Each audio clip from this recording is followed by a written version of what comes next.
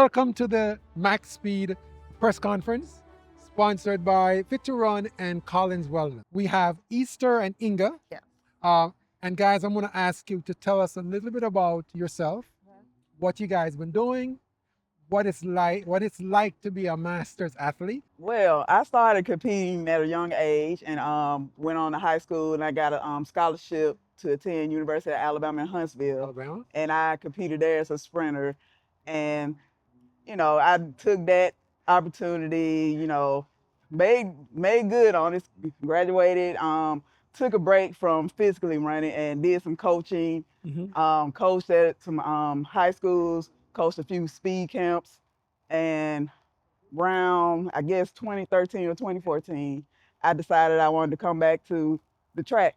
Aha. So basically, I came back, had to get back in my groove, and Yes. I'm here today. So Yes. I've been out here approximately over a decade now. You've been running masters track for over a decade. Yes. Wow. That is fantastic. Fantastic. How do you find masters track different from when you were in college? The difference for me this time is I don't have any pressure on myself compared to when you're in college, and you're this scholarship athlete and you want to keep up with your training, want to make sure everything's in line. Compared to being a master's athlete, you're on your own schedule. You decide the levels and how you want to compete. So it's more pressure at this level, at least for me. But in terms of your training and your body holding up to it, what do you, on a typical day, what do you find? What I find is, at least at this age of 41, I have to listen to my body more. Yes. Because you cannot continue to train like you did when you were younger. Absolutely not. And because things break at this point. Yes. So and they break. So and they break often. Yeah. So I have to remind myself that I'm not that 20-year-old. I'm 41. I have to be a little more smarter, have to rest more, have to adjust trainings when something's not working out, and just have to get off my high horse sometimes and say, hey, today's not the day. And I, don't do training. So, you have to think more compared to when you're younger. Yes, you do. And Inga, I want you to tell me a little bit about your background. Sure. What brought you to Masters Track, and walk me through a typical day in your life. Okay. Sure. Very busy. Very busy. busy. So I grew up in Trinidad, in the Caribbean, and I'm Jamaican. okay, so we know, right? Yeah. So a lot of adjustments there. Yes. I competed on the junior for Trinidad and Tobago junior level. That awarded me a scholarship to University of Northern Iowa. I competed all 4 years there, adjusting from Caribbean weather to the training and facilities and all of that in the Midwest, right?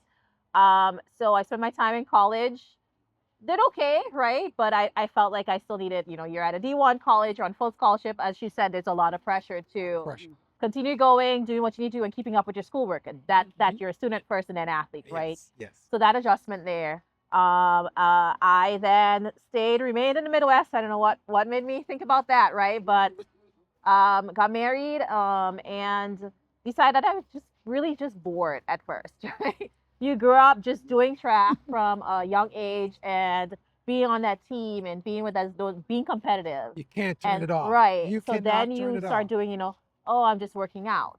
From working out, you're like, but I want to compete. You miss that aspect of it, being around other people.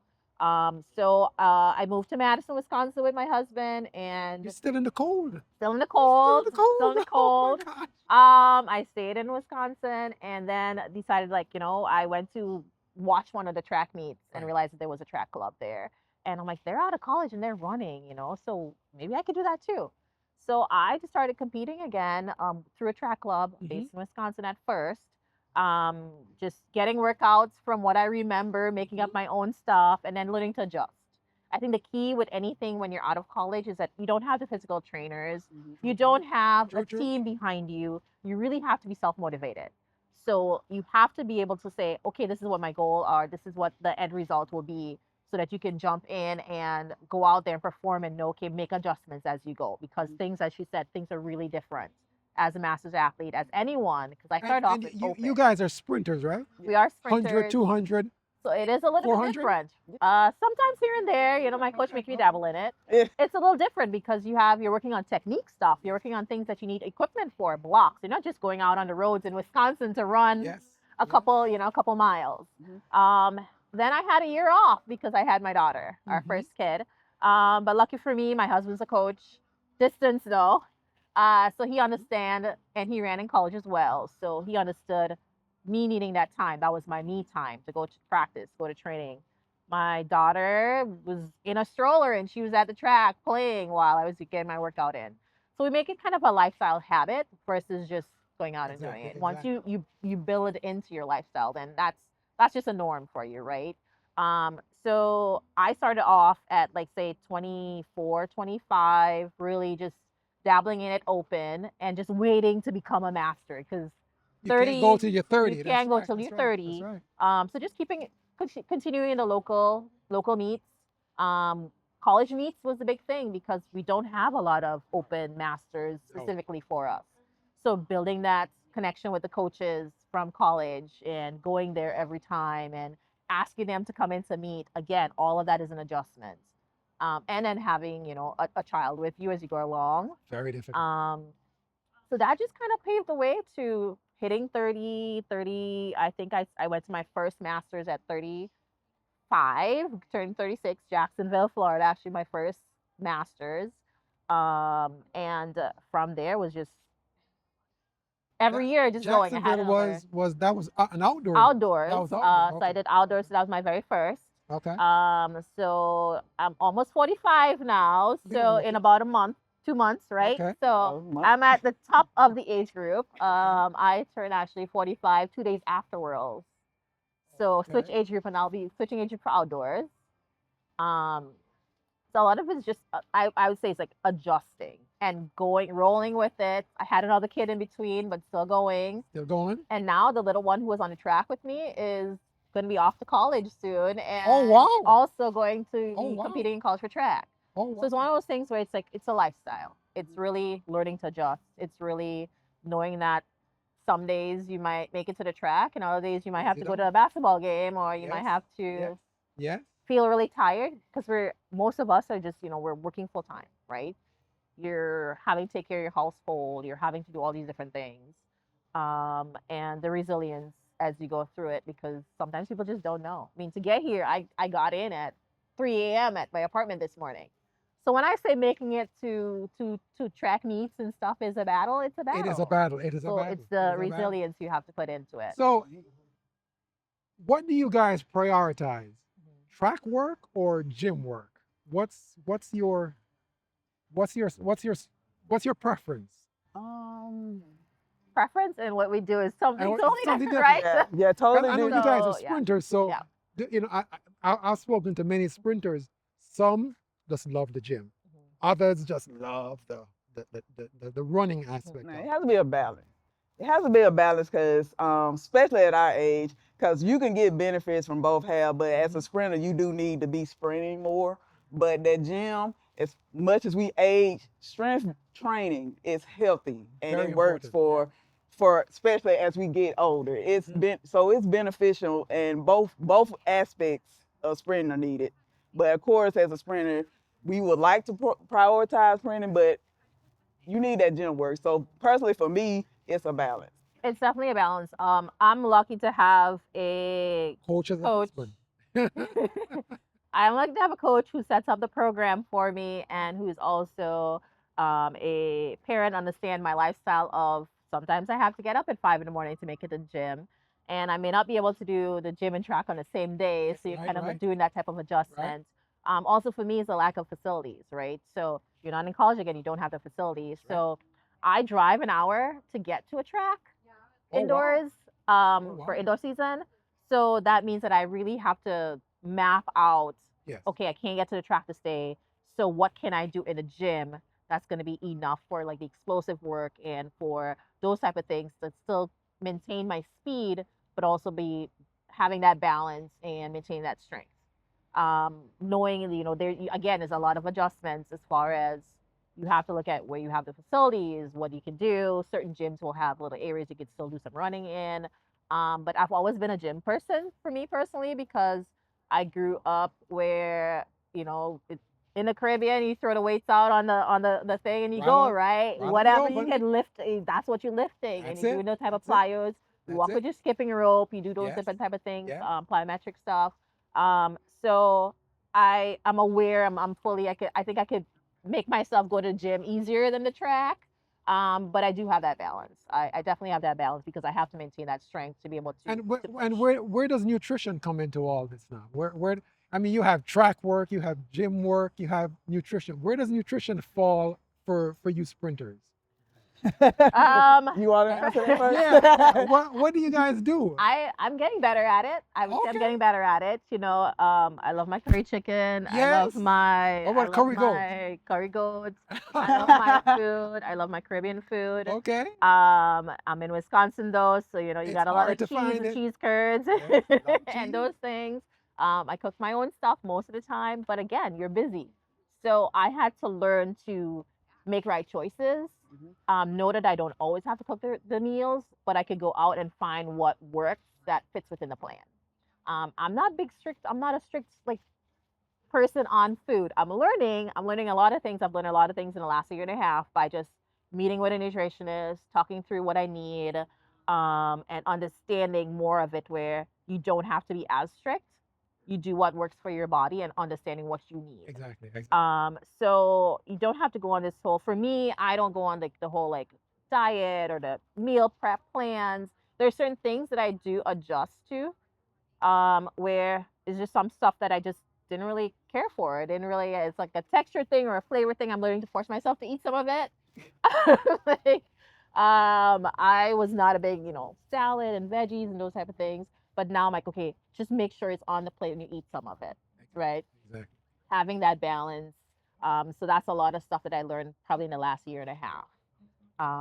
I've been lucky to be able to go through it and still perform okay, but I really wanted to make sure, like, what else can I do You're right. to help me along the way? Because if it was up to me, I'm eating whatever food. So I'm like, okay, I could eat that, but I may have to make sure that I have a balance of where's the veggies on my plate, where's the greens on my plate, making sure just hydration in general, Hydration. right? Yes. I was not a big had the bottle of water. I'll go with it all day and probably take 2 sips out of it. I'm learning to do those things, and so that I now can pass it on to my children who are Exactly. also Exactly. in sports. Exactly. So they see me running the thing. If they see me drinking more water, if they see me eating more stuff, and granted they still want their Chick-fil-A, and I have to go Yes. through and like maybe I'll Yeah. get a salad at there instead of the regular stuff. But Exactly. Exactly. you're learning to have that balance. And there's stuff that you're not gonna like, but you sometimes have to just like keep the So end in mind. you guys have fantastic backgrounds as track athletes. Where do you see, or where would you like to see masters track? I mean, right now we're seeing a resurgence of people, you know, with real resources build a track and field. Michael Johnson has put on this wonderful, what's he calling it? What's the Michael Johnson? Grand Slam. Grand Slam. Grand Slam. He's put on this fantastic meet. Ethos up in New York, they're putting on that meet. Where do you guys see track masters, especially? Where do you guys see our sport going in the next few years? Oh man, I know. I think me and Inga was probably right here just as long, and I'm sure she'll probably agree that we saw a lot of progress and saw a lot of new faces come to the circuit. So, as far as the growth and seeing masters in a different direction, I feel like we're heading towards that without because. Like I said, we both probably ran out here and saw a lot of new people, a lot of new talent, a lot of new speed. So I feel like what they want for masters is already happening a little bit. The tables are turning. Yeah, the tables are Yes, turning yes. because I know when we were first out here, it was just Nobody knew it. nobody knew about it, and it was small. Now, because most of the time we'll be like one heat, one and done, Yes, out. yes, yes. Now we're going through multiple heats and we're like, what is this? This is a new experience for us. Yes. But so basically what they wanted to do with masters in the past, I think it's already happening. Yeah. I also think speaking to opening up the age groups, right? So in the past, it started at 30 Yeah. for Yes, starts at 30. submasters, and Yes. then we go into 35. I think starting from them seeing us and Yep. educating people that we meet along the way that, hey, you're out of college now. What are you doing? Because I think a lot of people just think that after they're done with college, It's after they're done. done with Right. pro, It's that's over. it. It's Yes. over. There's no other, okay, you're going to have to start a family. Then how can I do that? And they're seeing, I think now we're trying to encourage more of those who are coming into those age groups that it can be done. It does take some balance, but again, it has to be like really self-determination. You really want to do it. And tell them it's less pressure. It is costly. So I think that deters a lot of people. So that's one of the major parts where I hope to see grow in the future, but that's across, the sport in general, track and Right. field in general. But for the masters athletes, it's really letting them know that there is an avenue to continue competing past a certain point, because sometimes people think that, I'm done, right? I'm done. So just having that passion for the sport is what will keep it going and growing as we Right. go through it, because you don't see a lot of the, especially for the women.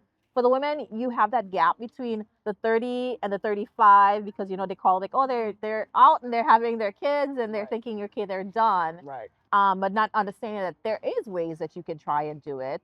And then you see maybe it pick up at 45 or 50, or more like the 50, Yep. 50 to plus age group, because they're retired, the Right. kids are out of the house, they have more time now. But if you're passionate about it, I think it can definitely grow with just communication. And social media is a big thing. Social media. Social media is a big thing, and it's just telling people how they can get there, being that avenue to answer questions for those who want to join but are not sure about it. Do you guys ever foresee a masters athlete making a living, being a masters athlete? Can I start with that? Yeah. Do you ever Oh see that? man, I always have a joke, and I know some people don't like when I say it, but I'm gonna say it anyway, Go ahead. cause this has been brought up quite often, and I said you're not gonna get a shoe deal over in Master Track and Maybe Field. not. Maybe not. But there are other ways. If you want to, check me I mean, we're not gonna deny a shoe deal now. Like if you want to Yeah. come Yeah. and Yeah. but I just feel like on this level, most of us are like professionals in other areas Yes. that I like that. Like I'm a senior software developer. That clearly comes first before I even do Absolutely. track. Absolutely. So as far as making a living off master's track, I don't personally see it for myself because this is my getaway from the rest of the real world, what I call the real world. This is my sanctuary. This is where I come to have peace. This is what I do. But as far as making a living off it, I don't see it. But like I said, if y'all wants to support, I will not turn you down. So yes. I think the key is separating that, that work life balance type of thing. So just like, we work because like, okay, we want to afford the different things that we have, right? The house, Right. the car, the whatever, right? I think once you bring it into, of course, anybody would want to be able to do this professionally Anybody. and Yes. make that money and do whatever, but you still have to have that passion for it. Right. So it can become a job, but then is it going to continue with that passion piece of it, right? So there is that, like yes and no aspect.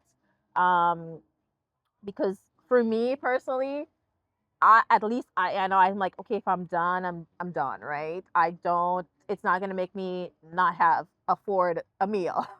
Exactly. Exactly. I Exactly. might add a couple more meals if I stop having to travel and spend the money Right. going Exactly. back and forth. But you always have to have a backup plan, no matter what you're doing. So when you throw everything into one, then where's your backup plan? Because it's the True. same thing like college. You're a student and then you're an athlete.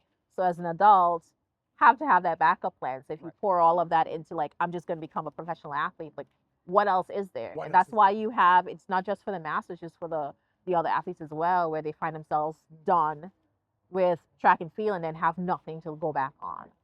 So I've never wanted to go that path. As far as, I always want to have a backup. I work a typical 9 to 5 as well. just so could afford to come to these. Right. So we can come on vacation. But any type of assistance and stuff, I think they can give to the athletes would be great. Because then that helps drive more to the sport. But the not just any and everybody, of course. Eventually, those get weeded out based on how long they stay in the sport and how passionate they are about it. Because And where would you like to see that support coming from? The national associations, or maybe? I mean, we don't have a track club system here at all. I mean, so where would you see that support coming from? Question. Well, I think I'm with Atlanta Track Club, even though I live in Madison, Wisconsin. It's a great thing. My coach is with Atlanta Track Club as well. And I think they give a lot of support from the back end of things, the logistics and so on when we're coming to these big meets. So I'm really thankful for them on that part of it. But a lot of it sometimes might end up being, it's hard to say just association because we know that they're dealing with the open athletes, they're dealing with the pros, and dealing with. We can't always rely on that. So I think the avenue that they have right now, where you're getting the private sponsors, those who really truly want to invest in the sports. Of course, it has to be like what's in it for me, right? The sponsorships, the advertisements, the marketing pieces of it. And I guess that's where social media. Again. That's where the social media aspect comes into it. But really having to branch out and look into things different ways. It doesn't have to be a full-on, full-blown sponsorship of giving everything. But if people really truly invest in it, piece by piece, every little circle comes together as one situation, and I think that would probably be the best bet of how we can get it growing as a community, as people in the sports. Someone might say, "Oh, I like the social media aspect for marketing." They do that piece. Someone's like, okay, well, what about a sponsorship in this way? It's also hard because it's so large, right? You have the athletes coming from all over within the U.S. to compete in one avenue. And when does that sponsorship come? Because there's always going to be some overlapping. There's going to be like, well, we don't want to do this, that competitive side of, okay, that's a competitor to this and that's a competitor to that. So you always have to put that into perspective, putting yourself in their shoes. So I totally get it that people don't always want to invest in that because at the end of the day, it's a business for them. Yeah, the sponsor normally says, "What's in it for me?" Right. Definitely. Definitely. If I sponsor Eve, what do I get out of it? That's the thing. Yeah, and that's a good she bring up the business because in this day and age, what you're asking us is exactly what the open circuit is dealing with. Correct. We're talking about sponsorships for masters, and they're still trying to get sponsorships. They're still trying to get sponsorships. That's right. So that's right. I'm kind of similar going to echo what she's saying. In this day and age, no matter the level of track, you have to be a business person. You have to be business minded at this point. And that's when, like you said, the social media, the marketing comes in because they're not going to just come to Easter and say, oh, because I'm a Masters World Champion. No, that's not how it works. Easter needs to be able to offer them something that wants them to sponsor her. If you have a YouTube platform with 4 million followers, I'm definitely going to want to. Right, exactly. So basically, as a Masters athlete, like I said, you have to be a business person. And if that, say a Nike or Adidas wants interest, they're going to be interested in you because you can garner an audience. So that was a good question, actually. So final question for you guys. If you guys were to build a 4x100 team, scour the world, put yourself in on one of the legs, okay? So whether it be start, middle, or end, put yourself in one of the legs, give me your team. You can choose anyone as long as they're alive. Okay.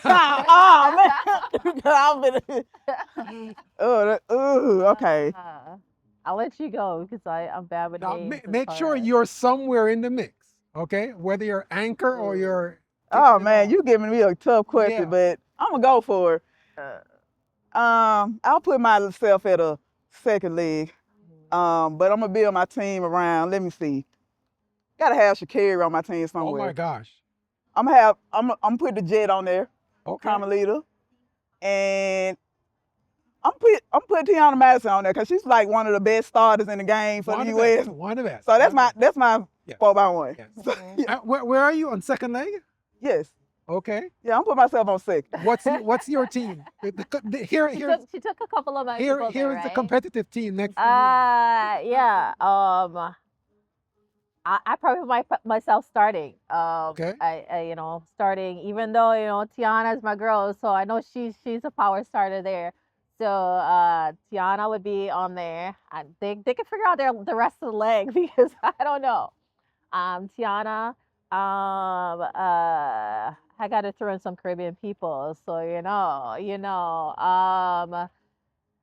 I would say Shelly Ann. Where do you put her, on third or at anchor? I, I would I would say anchor. Anchor. Anchor. So we have Shakiri at anchor, and we have the pocket rocket at the Pocket anchor. Rocket. Okay. We need one more. And then I'm gonna, throw in my St. Lucian girl. Julian. Julia Okay. Julia would be on that back straight. So That's a tough setup right there. we'll That's a tough see. setup. Wow. Yeah. Wow. Wow. That's a fun 4x4. Yeah. 4x1. 4x4. Yeah, we're not going 4x4. No, no. Oh no, we're not doing 4x4. Well, Yeah, guys, yeah. thank you very much for attending, Yeah. and I appreciate it. And I do hope that you guys do very well at this tournament, and I hope that Masters Track takes off. Yeah. Thank you. Thank For you. having us. Thank you, guys. Thank you. Okay. Thank you. Yep.